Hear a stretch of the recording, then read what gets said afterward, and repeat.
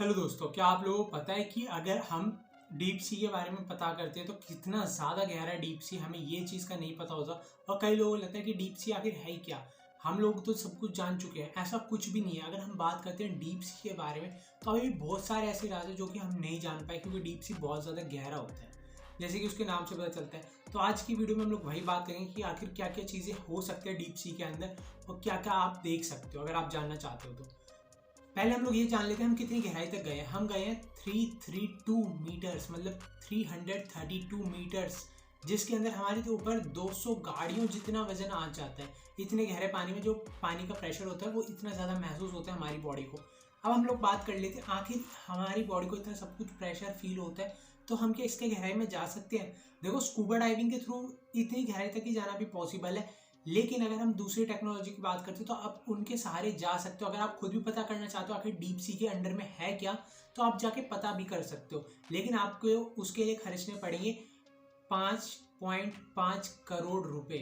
आप लोग समझ रहे हो, आपको खाली जाके देखने के लिए ही इतने पैसे खर्चने पड़ेंगे और उसके बाद भी ये श्योरिटी बिल्कुल भी नहीं है कि आप वहां से सेफ वापस आओगे। ये खाली ट्रैवलिंग चार्जेस है जिसके थ्रू आपको लाया और ले जाया जाएगा, जिसके अंदर आपका हेल्थ का या फिर आपको बचाने का उनका कोई भी चार्ज नहीं होगा किसी भी प्रकार का। आपको इस चीज़ को ज़रूर ध्यान देना पड़ेगा। अगर आप लोग इंटरेस्टेड हो तो कमेंट करके ज़रूर बताना। बाकी हम आगे बात करते हैं कि क्या क्या चीज़ें और हो सकती है। देखो, अभी हम लोग खाली इतना ही जान पाए कि समुद्र के अंदर कुछ स्पीशीज़ के बारे में जान पाए हैं। धीरे धीरे हम लोग और स्पीशीज़ डिस्कवर कर रहे हैं।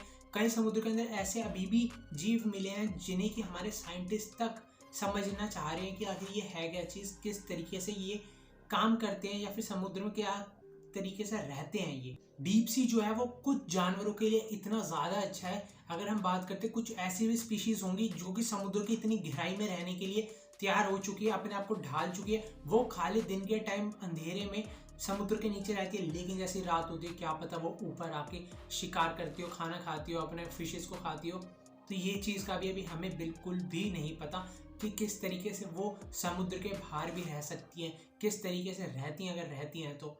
क्योंकि कुछ ऐसी भी स्पीशीज हैं जो कि कई लोगों ने समुद्र के अंदर थोड़े टाइम के लिए देखी है। कई लोगों का मानना ये है कि समुद्र के अंदर अभी भी डायनासोर्स हैं या फिर नहीं है। कुछ कहते हैं कि समुद्र के अंदर वर्ल्ड का सबसे बड़ा एनाकोंडा तक मिल सकते हैं। कई स्नेक की स्पीशीज ऐसी होती है जो कि पानी के अंदर ढूंढना काफ़ी ज़्यादा मुश्किल हो जाता है, क्योंकि वहाँ पे जो वाटर प्लांट्स होते हैं, ट्रीज कह लो आप, एक तरीके से पूरे जगह फैली होती है, जिसके चलते हमारे तो ऑक्सीजन में काफ़ी ज़्यादा इम्प्रूवमेंट हो रही है।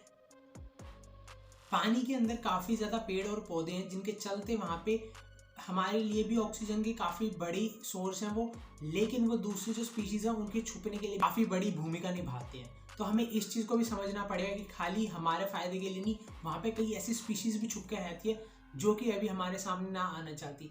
हमें लगता है कि हम पृथ्वी को समझ चुके हैं, हम हर चीज़ जान चुके हैं, लेकिन ऐसा बिल्कुल नहीं है। साइंटिस्ट भी ये बात मानते हैं कि अभी बहुत सारी चीज़ें और बहुत सारी स्पीशीज़ ऐसी हैं या फिर जो हमें लगता है विलुप्त हो चुकी है, लेकिन वो समुद्र की गहराई के अंदर अभी भी है।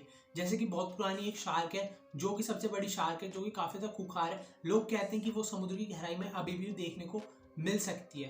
क्या पता वो समुद्र की गहराई में छुप के बैठी हो। तो आप लोगों क्या विचार है इसके ऊपर भी ज़रूर आप लोग कमेंट करना। क्या आपको पता है समुद्र के अंदर भी कई सारी नदियाँ बहती हैं? आपको ये चीज़ का नहीं पता होगा। कई लोगों को लगता है कि नदियाँ जो है खाली वो पहाड़ों से बहती होगी या फिर घाटियों से बहती होगी, लेकिन समुद्र के अंदर नदी, इसके कई सारे रीजन हो सकते हैं। उनमें से एक रीजन है कि टेम्परेचर का। एक गर्म और ठंडी नदी कभी भी आपस में नहीं मिल पाएंगी, या फिर दो अलग अलग सॉल्ट वाटर और फ्रेश वाटर लेक कभी आपस में नहीं मिलती, तो उनके बीच में जो गैप रहता है फ्लो करते हुए, उसके चलते कई तरीके से हमें नदी देखने को मिल जाती है। तो हमें इस चीज़ को भी ज़रूर ध्यान रखना होगा कि नदी तो हमें इस रीज़न की वजह से देखने को मिल जाती है, लेकिन वहाँ पे कई सारी और नदियाँ भी मिली है। बहुत सारे वॉल्केनोज हैं जो कि एक्टिव वॉल्केनोज हैं, धीरे धीरे वो फट भी रहे होंगे, जिसके चलते वो कि पानी का टेम्परेचर मेंटेन करके रखते हैं, पानी को गर्म करके रखते हैं। थोड़ा कई जगह आप देखोगे तो आपको बताएंगे भी कि यहाँ पे एक्टिव वॉल्केनो, जिसके चलते यहाँ का पानी हल्का सा गर्म रहता है। कहीं आपको ठंडी जगह पे भी ऐसे वॉल्केनोज देखने को मिलते हैं। अगर आप लोगों को पता तो कमेंट करके ज़रूर बताना उस बारे में भी। बाकी क्या आप लोगों को ये चीज़ पता है कि एक्टिव वॉल्केनो होने के चलते जो पेड़ पौधों को न्यूट्रिशंस चाहिए होते हैं वो भी मिल जाते हैं, साथ में कई स्पीशीज़ को एक अच्छा वाटर कंडीशन भी मिल जाता है एक्टिव वोल्केनो नीचे होने के चलते। कई ऐसी गुफाएं भी मिली है जो कि पहले एक्टिव वोल्केनो होती थी, सूखने के बाद या फिर वोल्केनो के ही चलते वहाँ पे गुफाएं डेवलप हुई हैं। उनमें से कई गुफा ऐसी जिधर आप जाके खुद भी एक्सपीरियंस कर सकते हो क्योंकि वो इतनी ज़्यादा गहराई पे नहीं है। कई लोगों को लगता है कि डीप सी आखिर कितना गहरा होएगा। अब आप लोगों की क्यूरियोसिटी जाग ही रही होगी तो आपके दिमाग में ये चीज़ भी आई होगी कि डीप सी आखिर कितना गहरा हो सकता है अगर हम जाके एक्सपीरियंस करना चाहें।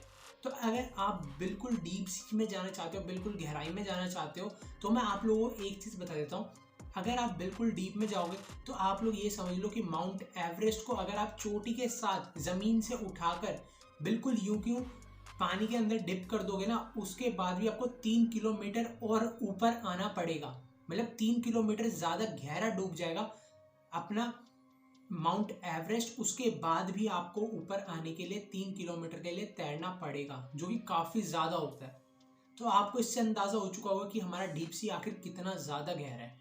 अब हम लोग ये सोच रहे होंगे कि भाई डीप सी इतना ज़्यादा गहरा है तो हम इसके अंदर इतने ज़्यादा जाके पता किस तरीके से कर सके कि हमें बाकी स्पीशीज़ का पता चले।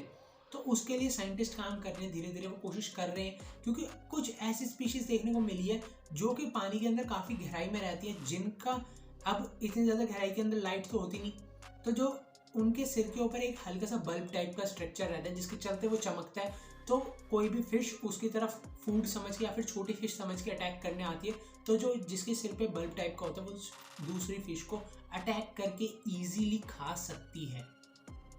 इस तरीके की मछलियां देखने को मिली हैं डीप सी के अंदर। और भी कई तरीके की फिशेस भी हैं, कई ऐसी भी फिशेस हैं जो कि अपना कलर भी बदल सकती हैं, साथ में कुछ तो ट्रांसपेरेंट भी हो जाती हैं। कई स्पीशीज तो ऐसी भी मिली हैं जो कि थोड़ी कम गहराई वाले पानी में रहती हैं, लेकिन उनके ऊपर अगर मूनलाइट डालते हैं तो उनका कलर इजीली चेंज हो जाता है, मतलब वो अलग से ग्लो करने लग जाती हैं, जिनके बारे में साइंटिस्ट ये पता करना चाह रहे हैं आखिर ये क्या फिनोमिनन है जिसके चलते ये फिशेस अपना रंग इतनी जल्दी फ्रिक्वेंटली बदल पाती हैं कि क्या उनका कलर ग्लो करने लग जाता है या फिर उनके अंदर कुछ ऐसा पिगमेंटेशन के चेंजेस आए हैं जिसके चलते वो इतने ज़्यादा डिफरेंट हो चुकी हैं। तो इसके बारे में भी साइंटिस्ट भी पता करने में लगे हुए हैं। क्या आपको लगता है इसके अलावा भी कई सारे राज हैं जो कि समुद्र के अंदर दबे हुए हैं? अगर आप लोग उनके बारे में भी जानना चाहते हो बिल्कुल डेप्थ के अंदर, तो आप कमेंट कर सकते हो। मैं आपके लिए कुछ उनसे रिलेटेड भी फैक्ट लेके आऊँगा या फिर उनके रिलेटेड एक स्टोरीज लेके आऊँगा। अगर आप लोग चैनल पे नए हो तो ज़रूर से सब्सक्राइब कर लेना क्योंकि फ्यूचर में और भी इंटरेस्टिंग वीडियो आएगी।